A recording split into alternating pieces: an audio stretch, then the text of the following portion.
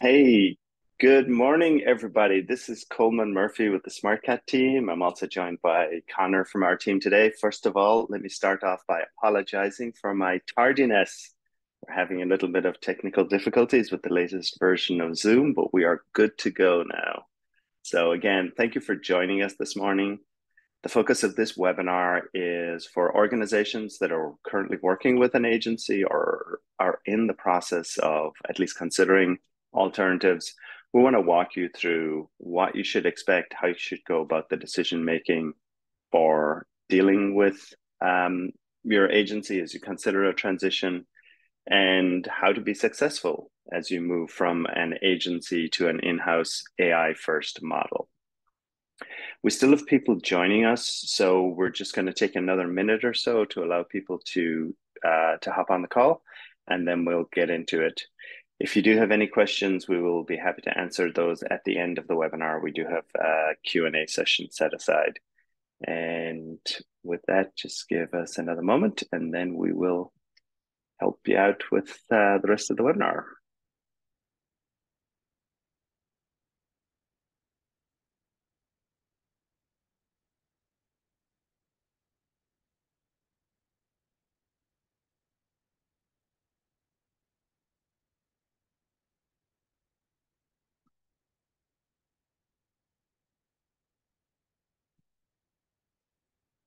Okay, so as I mentioned, I'm Coleman. I'm joined today by Connor from the Smartcat team. We're going to focus on what you need to do, how you should plan for making the leap from working with an agency to moving to an in-house AI first centric model.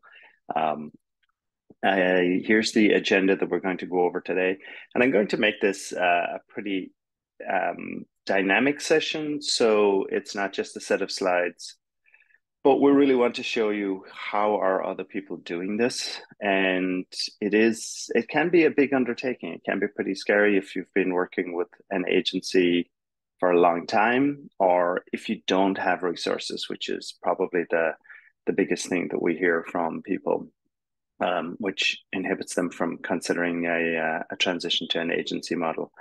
Um, Before we get into the practicality, though, let's talk about the elephant in the room. And of course, this is an AI generated image, in case you were wondering. When people think about the elephant in the room, it tends to be AI. Is AI going to take our jobs? Is AI going to mess things up?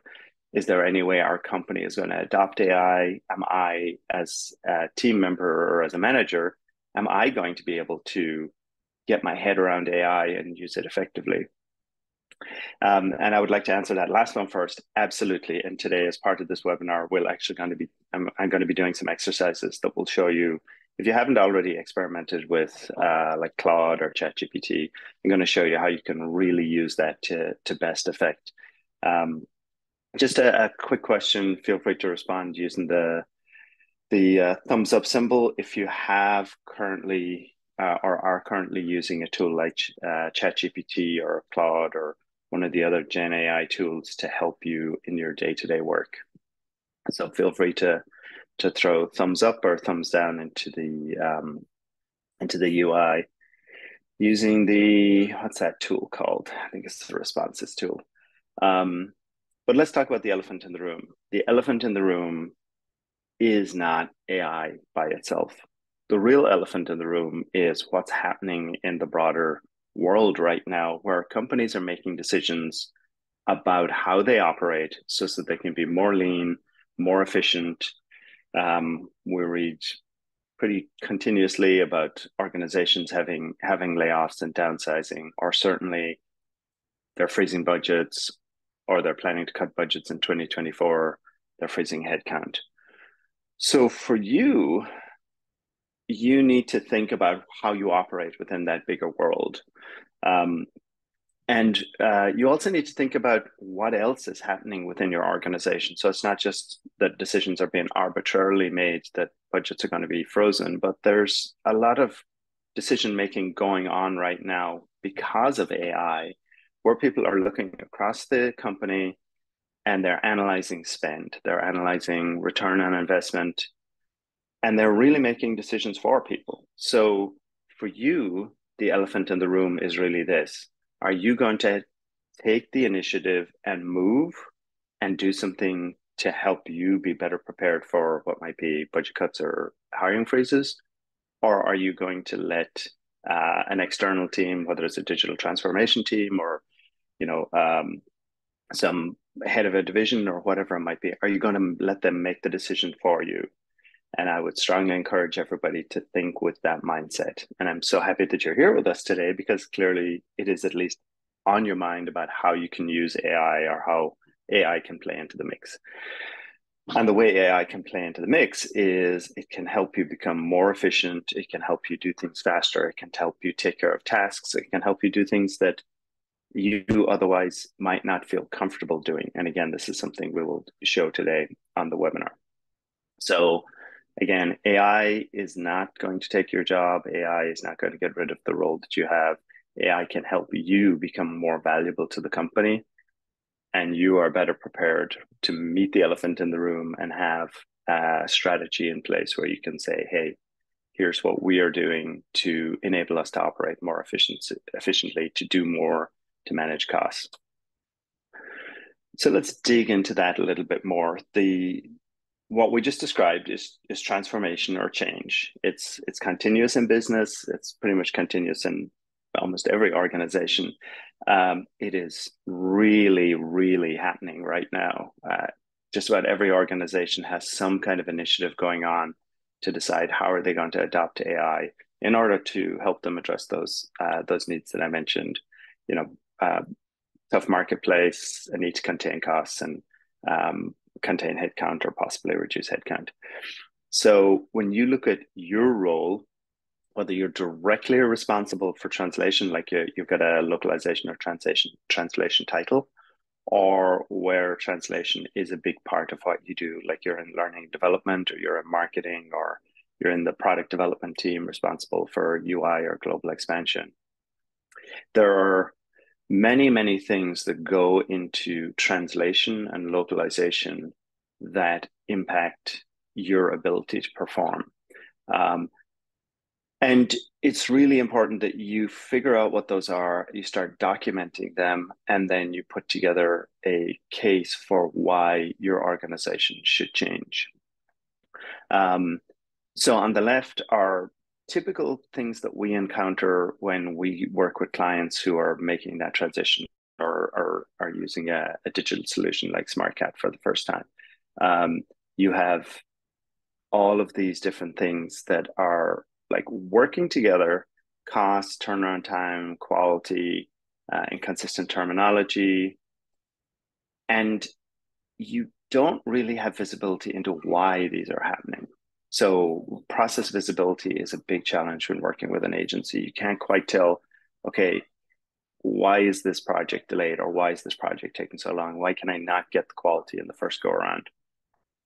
And then you have other things that are bigger outside of your organization. Perhaps you have the learning and development, or your team is being tasked with figuring out who else in the company is using the product, is doing translations, but you cannot actually find out who that is. Like, it's just invisible because everybody is siloed either by geo breakdowns or departmental. So that also leads to other things like inconsistent and unclear processes, using different terminology. So when you think about change, when you think about transformation, you make the decision, okay, we are going to build a business case internally and go to our management and to the broader management, whether that's final or finance or IT, in order to start bringing this activity in-house. These are things that you can document and you can demonstrate. And I was talking about using AI. So I actually have a tab open here with ChatGPT. So we can go into ChatGPT and we can say, hey, can you help me figure out what are all the things that I need to put on a plan, that I need to document? And you don't have to use ChatGPT. You can also use I like Claude. Um, you can ask questions like what are important considerations to look for? What are areas where I might discover that my agency is not particularly efficient in, or they're just doing something and I actually don't know what their process is like. Um, so it is so easy within ChatGPT to or Claude to ask questions like that. What is the typical translation process with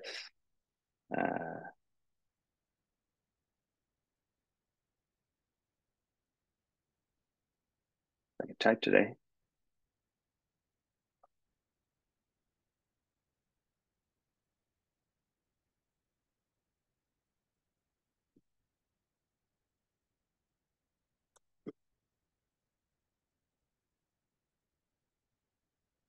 And you're going to get your answers really fast. So when you start looking at these challenges and or opportunities, um, just bear in mind that the AI tools that are available to you for free today can do so much more than just like create a block of text. You can really use them to query and to interact with them.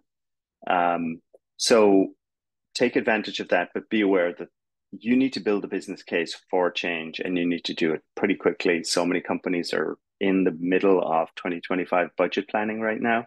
So for you, the faster that you can move on this, the easier it'll be. Something to note, some of these are measurable, some of these are not. Like high agency cost, turnaround time, even translation quality is somewhat measurable. Um, some of these are softer. So as you build your business case, you need to make sure that you're focusing on things that can actually be measured, that you can present to your management, and they in turn can present to other departments. And that will help you build that business case. We have a logo underneath this. We have a case study with Ingram Micro, and we'll share that after the webinar. We'll email that to you. But this is exactly what they did. They were looking at these challenges. They went through the internal process of building the business case. They got internal funding and they adopted Smartcat as their AI platform. Doesn't always have to be Smartcat, but the steps are pretty much consistent. You need to build that business case. And if you don't feel comfortable, process management, process transformation, business case, you can search all of those, or you can use a tool like ChatGPT or Claude to help you build it on the fly, specific to your company or specific to your industry. I would suggest try it out. Like type in your company. What would you recommend for a business case for transformation for whatever your company name is in order for us to move from an agency to an in-house model? So that's one aspect. So it's addressing your current challenge and doing it more efficiently. Like how can we reduce cost? How can we improve turnaround time? Um, and I would describe that as a kind of a reductive approach. So what you're saying is we feel like there's waste here. And in the next slide, I will show you exactly what those numbers look like.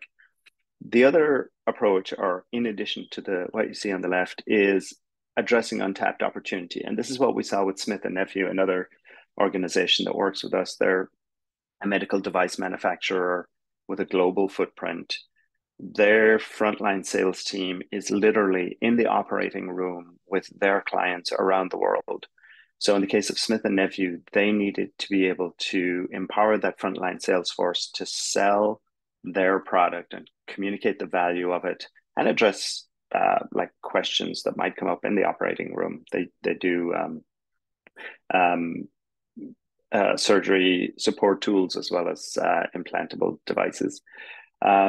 So for them, being able to train that frontline workforce in their local language and also giving that frontline workforce tools and content that they could share with the doctors in region, and this is like hundreds of languages around the world, for them being able to do that allowed them to open up more marketplaces and to compete more effectively. So it wasn't just we have a cost issue and we're going to manage it, but rather we have an opportunity and we're going to use AI, specifically Smartcat, to expand and to help us increase our business performance. So whether that's more language, more content, new forms of content, things that you couldn't easily do before, but especially faster turnaround.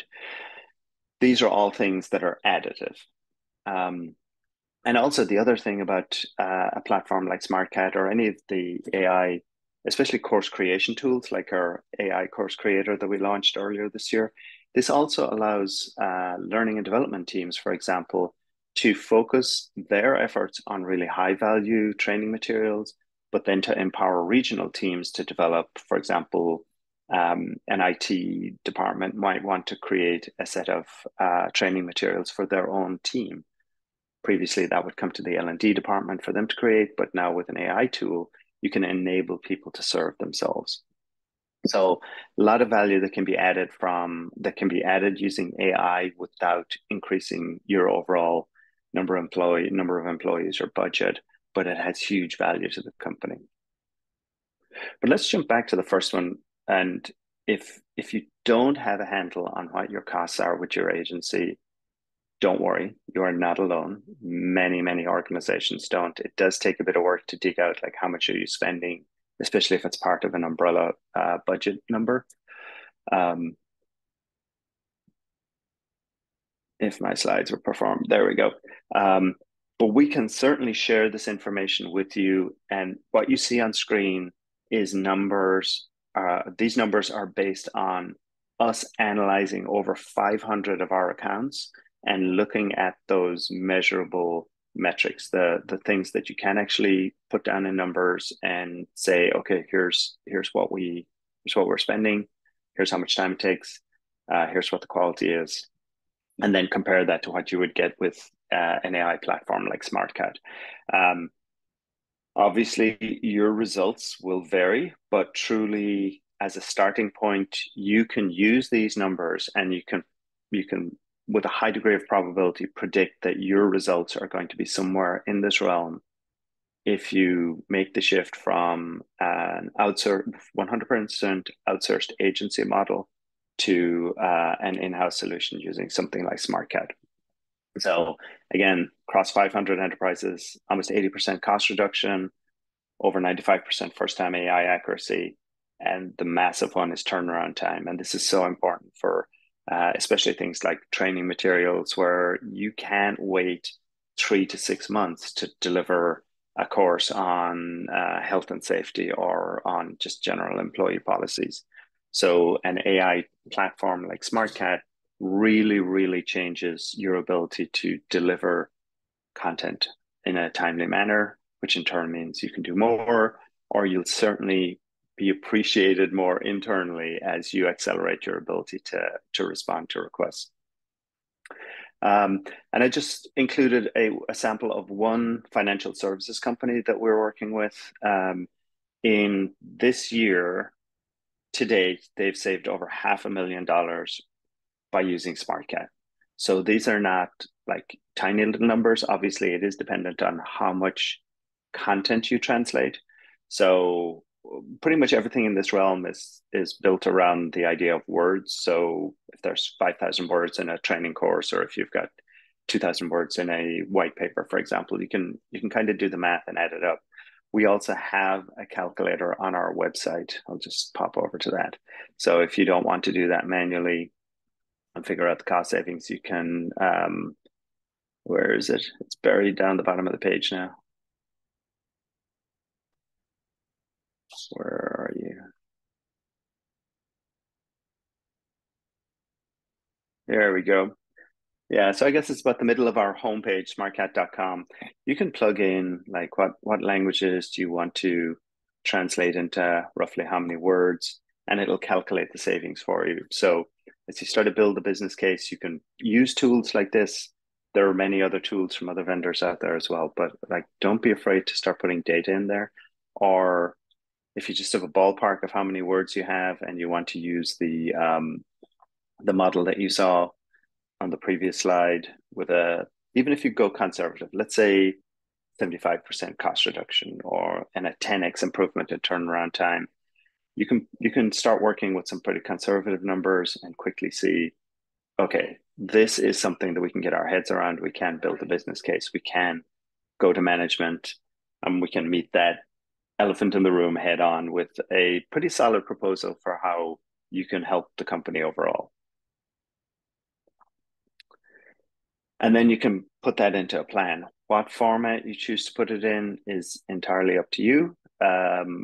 Most organizations will have some kind of a tracking system, whether it's a dedicated project management tool or a spreadsheet. We work hand in hand with our major clients when they are doing a rollout. So we will help you build a plan like this. As I mentioned, you can always ask ChatGPT. I think I had the business case up. Which one maybe? So yeah, so here's a project template. I just said, hey, please help me build a project template to coordinate the rollout of new technology for translation of training materials. It gave the outline. So you could just literally cut and paste this, key milestones, breakdown of tasks, analyzing risk, measurement metrics. All of this is accessible to you if you don't have a template to work from. Just use AI. You'll feel better. You'll learn these tools better, and it's based on pretty solid industry established methodologies and metrics. So everything in this project plan that I asked ChatGPT to put together, it's very standard. So if that's what's going on, you've moved from like, how do I even justify this, to how do I put together a business plan using AI tools, using existing templates, working with people internally. So now you're getting to the point where things are starting to move. Assuming your company does make the decision to go ahead, even if it's just a pilot for one department or one project, you really still need to think about, how is all of this going to work? Like, how am I actually going to pull this off? Especially if the process has been 100% outsourced up until now. So it really is, the curtains were drawn, and now you're kind of peeking your head through the curtains to try and figure out what used to happen back there, so that you can replicate it in-house. And that's managing the transition to an AI first model. How do you go about it? The first thing is you need to document the current state. Like, what did they do? How are projects initiated? Who's involved? How are requests prioritized? Like, there's probably 100 questions you could ask. And guess what? AI can help you with that as well. I think I had shown this list earlier. Like, this is the list.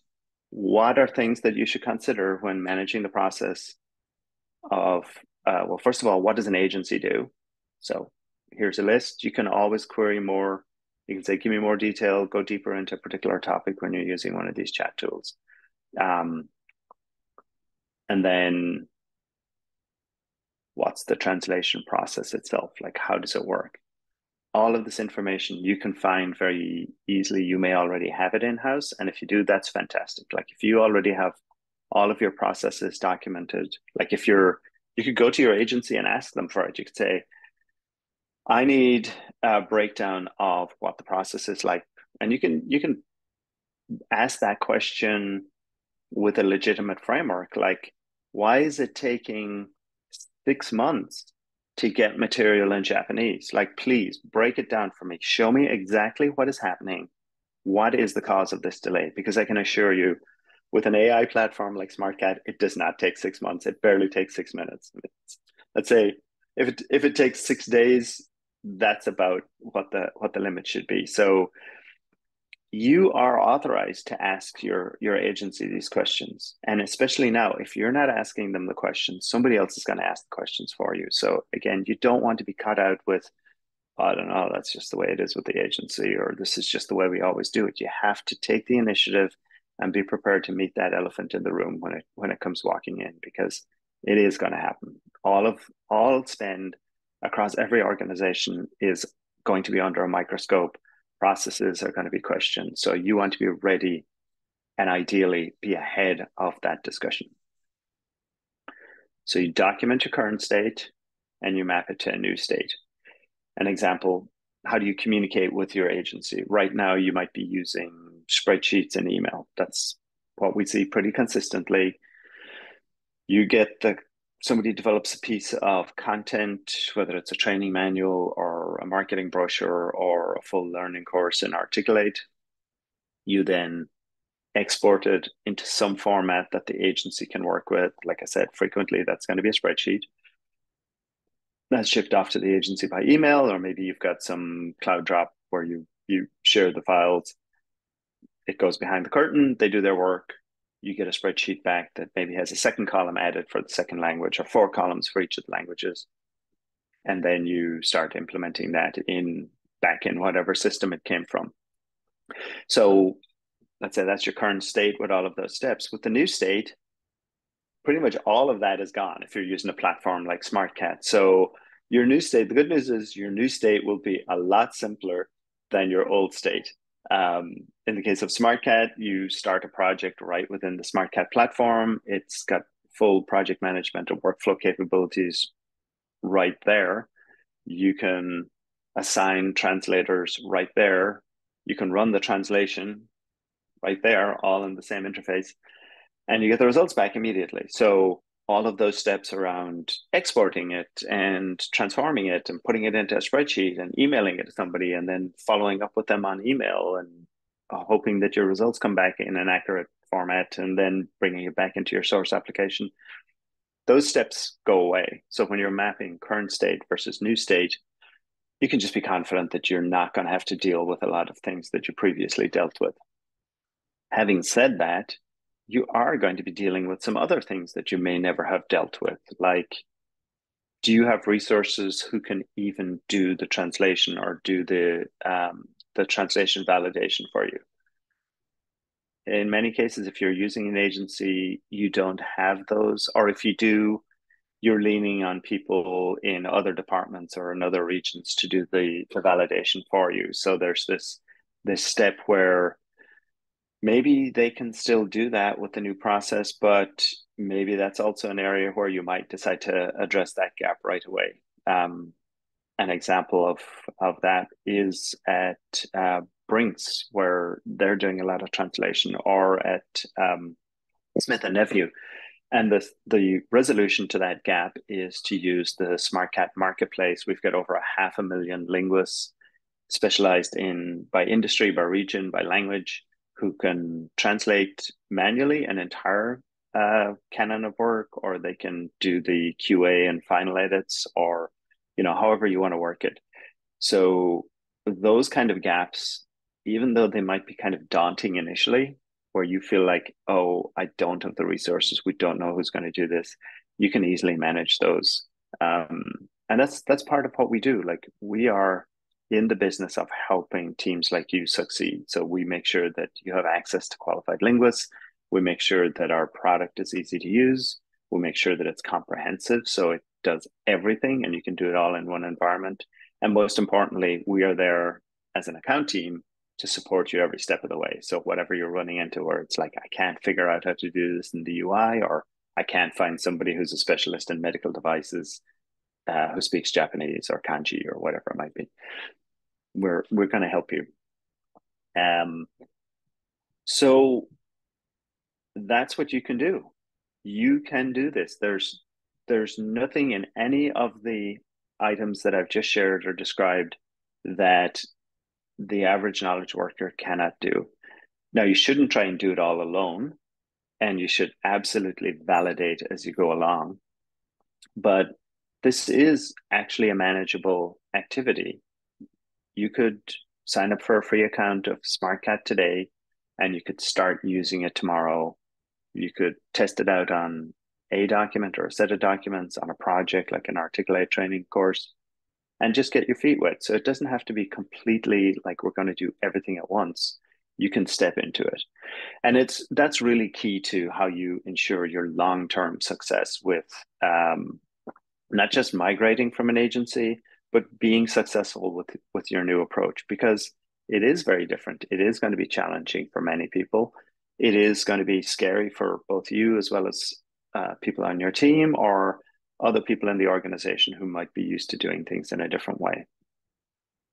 It is totally rational to be scared, but it is also imperative that you push on through and just just start small. Like I said, take a project, get going with that.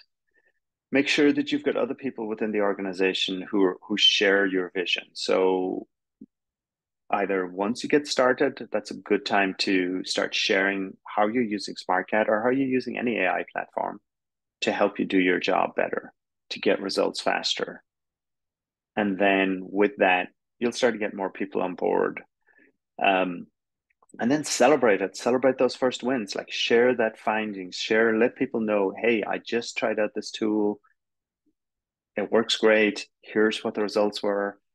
We have a great customer they're in the food and beverage industry, but they literally did this. They were looking at the task of translating their training materials, and they were just so daunted with the very prospect of taking it on themselves because none of them spoke Spanish.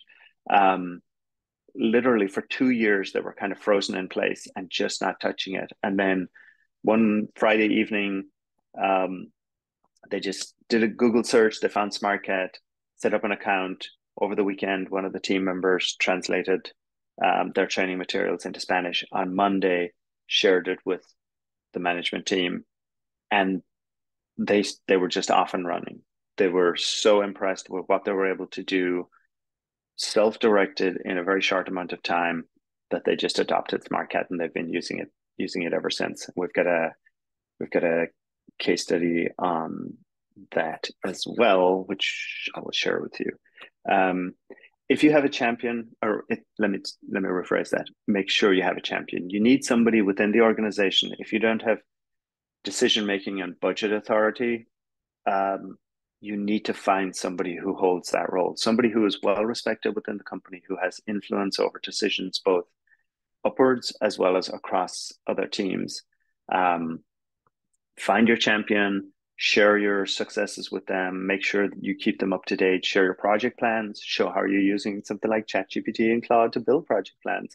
Anything that you can do to make this seem like this is not just like a desperate move, but this is actually part of a bigger strategy and emotion, is going to help everybody, but it's especially going to help you win that champion and keep that champion engaged. And when I say reward your champion, I mean, it's not like you're sending them bottles of wine. It's really, hey, I'd appreciate your input on this. Get somebody's input, act on their input, respond back to them and let them know what that input delivered. So like reward them by letting them know that you appreciate their input, that you're on a track, that we're all in this together. And they in turn will help to carry this forward, get your budget, help with the inevitable internal discussion that's going to take place about why would we move from an agency. And let me just be clear here. We're not saying 100% move away from an agency tomorrow. What we are saying is if you have these needs, if you have issues around cost, turnaround time, quality, or if you want to do new things, this is the time to start moving on it. Really put time and effort into it. It won't be a lot of effort, trust me, to get one of these projects started. But you will be able to put yourself and the company on a track where you're not 100% dependent on an agency for everything, and you're not dealing with those 3 to 6 month delays, and you're not dealing with inscrutable cost structures and this curtain where you just don't know who's looking at my content. Is it in country? Am I meeting my company security requirements? All of that, you can help the company to prepare for having an answer to those questions by starting these projects, even if the company does make the decision to continue with an agency.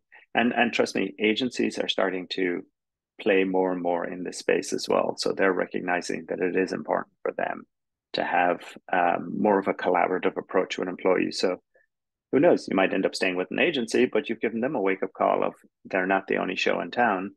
So you need to start seeing some benefits back from them. And speaking of benefits, so I've got this line in the sand drawn here. To the left is what I would consider to be your pilot phase. So start small, do a few projects, build your credibility, celebrate those wins, promote it internally. At some point, you're going to have to call this official. So you're going to make a decision internally that, okay, for these kinds of projects, we are going to use this platform, whether it's Smartcat or something else. At that point, a different set of requirements kicks in. So first thing is you need to train everybody on the tool. Whatever your tool is, make sure that you have your processes and systems nailed, that you're continuously refining them, and that you're training everybody and keeping people up to speed. Because the last thing that you want is you get out of pilot, this tool gets adopted, you take your eye off that ball, and then people are like, this is impossible to use, or it doesn't do X. So you really have to spend a bit more time in managing people and managing expectations than maybe you did before, which might have been something that was handled by the agency. A platform like Smartcat is it's built on data. Like everything is accounted for, so you can really track results. You can track, as we saw, cost. You can track turnaround time. We can track quality. You can track quality by translator. So you can look at your portfolio of people working on projects, and you can say, the quality that we're getting back from this specific translator, whether it's an in-house person or somebody from the Smartcat marketplace, you can say, okay, we're getting high quality from this person, or it could be content. We get great results when we're translating marketing materials, but we're having a little bit more of a challenge doing highly technical engineering documents, for example, or legal contracts. So that's neither good nor bad. You're still able to measure things that you couldn't measure before. But what it can allow you to do is, as you build out your processes for how projects get into the system and what the anticipated turnaround time is, you can help people understand, okay, because this one is such a technical asset and it's being translated into, let's say, Japanese and Korean or something like that, our turnaround time is going to be a little bit longer. Again, we're talking days here. So you might set the expectation that for a fully translated, let's say, training course in Japanese, maybe you might allow 3 or 4 weeks or something in that line. That's, again, way more time than you would need for using a platform like Smartcat, but you can set that expectation. You can say, these things are going to take more time. And then people know where they stand, and it won't be that, where's our translation? I don't know. Let me go talk to the agency. If the agency don't know, they need to talk to the team in Japan. Well, the reason it's held up is because they don't have this file from you. Like all of that goes away. You can use the tools to track results, and over time, you can use that to predict what the results will be going forward, which gives you great credibility. If you can show data and if you can show repeatability, then you are somebody that people can rely on. They know if I give a project over to the translation team, or if we take on a translation project as part of our process, then whatever else we do is going to be somewhat predictable. And always, always, always look for opportunities to showcase those benefits. If you've got an in-house newsletter, maybe you can do a monthly roundup of new languages that we've added or materials that are available, or you show the people in Japan or in Korea who are happy holding up a printed copy of the training materials or have accolades and how helpful this has been when engaging with clients. So you have to be kind of in the marketing business now. So it's very important that you keep an eye on that specific piece of the overall rollout. It's like you want to have happy internal customers is really what it comes down to. And then over time, as this gets more and more established, it's worth looking at establishing something like a council or a community of practice that's specifically built around using AI tools for translation. We just had our customer advisory board last week, and I think 9 of the 10 clients that were in the cab all had some kind of council or community of practice that was specific to this topic. These are big organizations, but still, you can do it in a company of 200 people. Like, you don't need to think of it as, oh, this is only something that's available to a very large organization. The goal here is to always surface best practices, always find new ways to do things better or to take on new challenges and opportunities. And as we mentioned pretty early on, you can also start giving other people the ability to do their own translations and to create their own content in multiple languages. So that's also another thing to start looking at. I don't recommend that you take that on in the first 6 to 9 months, just because it it does have the potential where if somebody doesn't know what they're doing, then first of all, they claim that the tool doesn't work for them. Um, but more especially, the way a tool like Smartcat works is we use AI to do the translation, but then the thing that really differentiates it from a Chat GPT or a Google Translate or any of the other tools is that all of those translations get written into a translation memory, which is basically like a lexicon of all of your terms and all of the words that have been translated. So that means that every time you translate something and somebody corrects it and makes a minor tweak, like your brand name, for example, making sure that that's always the same in every language, that gets written into the translation memory. So the next time we machine translate something, it will go, oh, I know what that word is supposed to be. I know that word is never translated, or I know this term is always presented in this very specific way. So that translation memory is kind of like the heart, the gold at the center of an AI system, and it allows you to do more translations with higher quality and get better results. You don't want to have a lot of other people coming in and maybe adding content into your translation memory that hasn't been properly vetted. So somebody says, "Oh, I translated this, 35-page document into kanji, and it was great. Everybody was happy with it, but it hasn't actually gone through a QA process."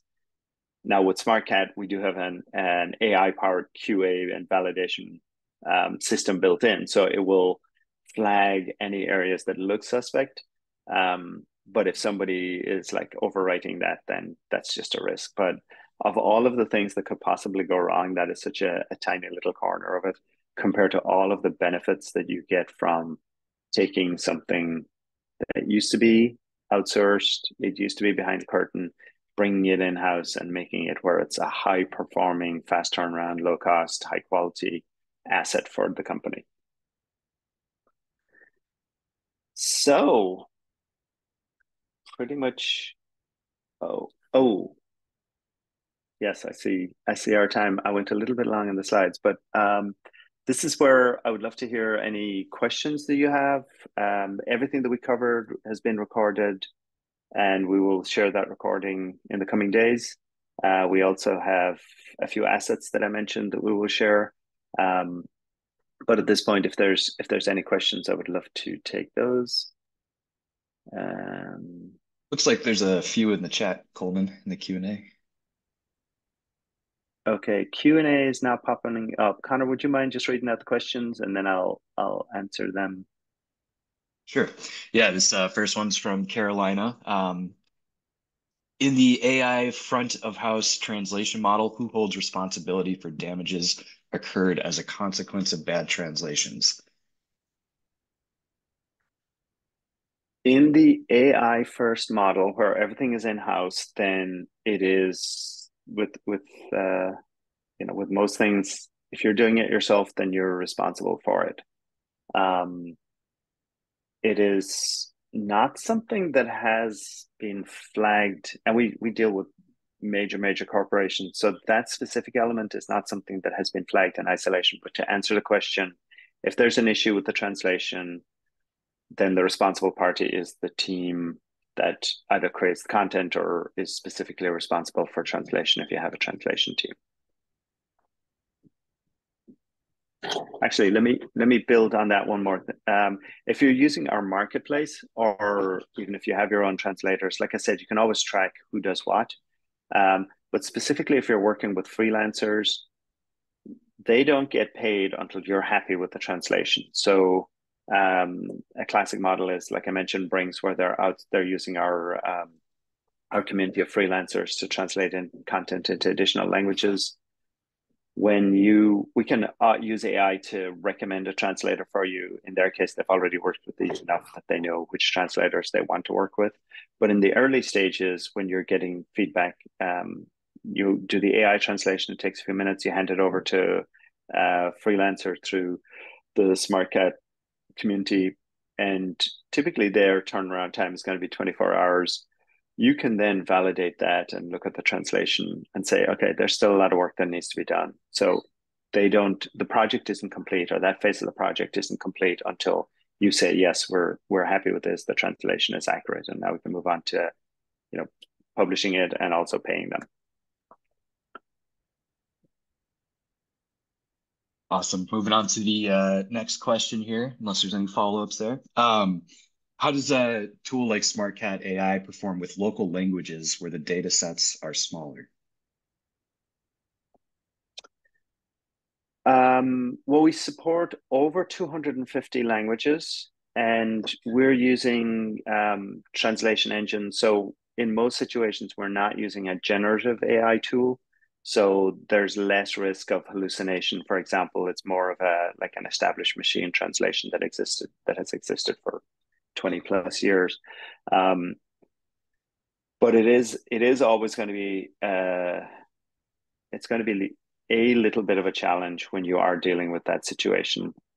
But I can give an anecdote on that as well. Again, if you think it's always the best solution is going to be where you do machine translation, which gives you that 95% quality, and then you turn it over to ideally an in-region professional who will do that final validation. And with that, they will make some tweaks to the copy that gets written into the translation memory. So the next time that specific type of translation will be even better. Um, and this is also a good way of building relationships with an extended community. We've seen this in the city of Seattle, where they have a lot of immigrants, and they need to communicate with with immigrants in their native language, but they're also using SmartCat as a means to build community trust and engagement with this government agency by allowing the community themselves to validate the translations, so they can say, yes, I speak this language. I've tried it out. I know that this is accurate. Um, cool. Hope that answered. Awesome. Gonna jump around the Q&A here a little bit. How do you calculate the cost saving for Smartcat? The so we will work with our clients and take like this example of this global financial services company. They know how much they're spending with an agency right now, and we take that cost and we break it down into the cost of our platform, which is the AI translation cost, and our model is a per word fee. And then we also calculate how much they would spend with freelancers in order to do that final QA on the 5%. And you add those two numbers together and you get the cost of SmartCat versus the cost of an agency. And you can use that calculator on our homepage, as I mentioned, to help you do some of the calculations as well. It's a broad number, but whether you say 78% or 75% or 70% cost savings, and you use that as a baseline, and then you work through and you start to see what it actually is for you, or you have the hard numbers in hand right from the get go, it's still going to be a significant cost savings. Awesome. Moving on to the next one. Any advice on how to make the transition smooth and ethical from the outsourced translators to in-house AI translations? One of the barriers that is coming up is that many of these translators have worked 10 plus years with the company. That's an interesting question, and so our marketplace of freelancers, we've got over 500,000, which works out to almost two-thirds of the entire universe of freelance translators. There's a high probability that the translator that is working with your agency is also on the SmartCat marketplace or is in that environment. And if they're not, they can sign up and join the community like in a day. So if you have freelancers that you've worked with in the past and you want to keep working with, you can still do that using SmartCat. Um, and for them, they'll probably earn more because that middleman, the agency, is not taking a big cut out of what they actually earn.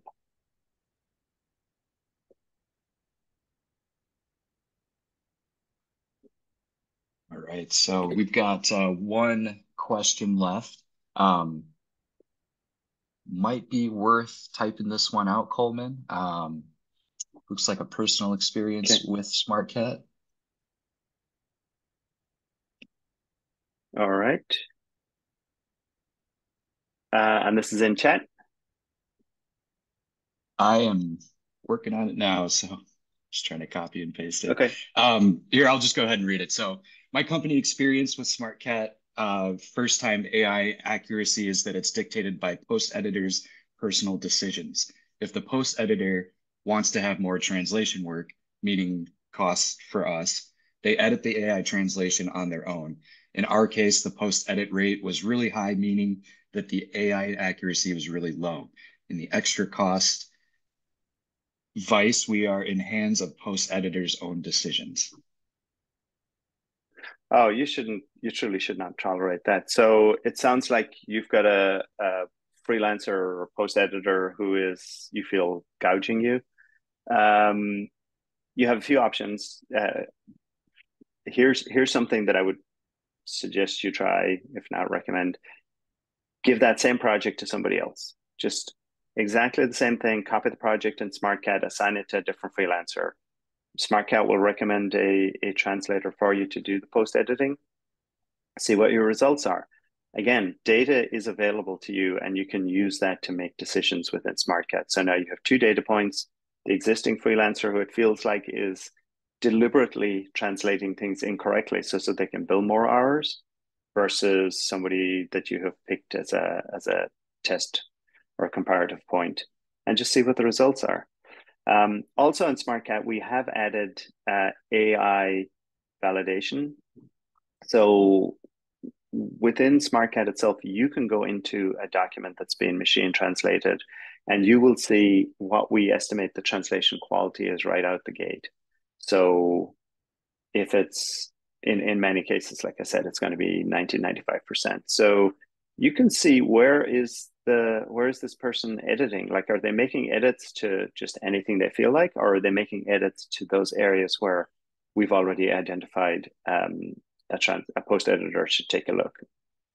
If they're off editing all over the place, then yeah, do a comparative test, just get yourself a benchmark, but you probably need to have a conversation with them and possibly replace them with somebody else.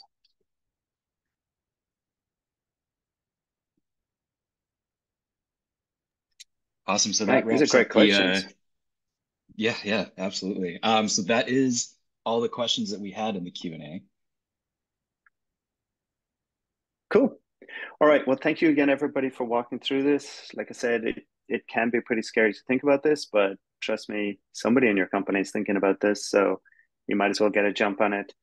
Um, SmartCat's a great platform. There are many platforms out there, but the real thing is figuring out what are the processes that existed, what would you need to do to make a transition, and then just start doing it, start documenting it, use the AI tools that I already shared that are out there, or talk to us. We will also be happy to help you like walk through the process and get a sense for what your transition might be like. And if you make the decision, we'll walk the journey with you. So with that, thank you everybody for attending. Thank you, Connor, for acting as my co-host and helping here. And look for the recording and those case studies in your mailboxes soon. Bye. Thanks for joining, everyone.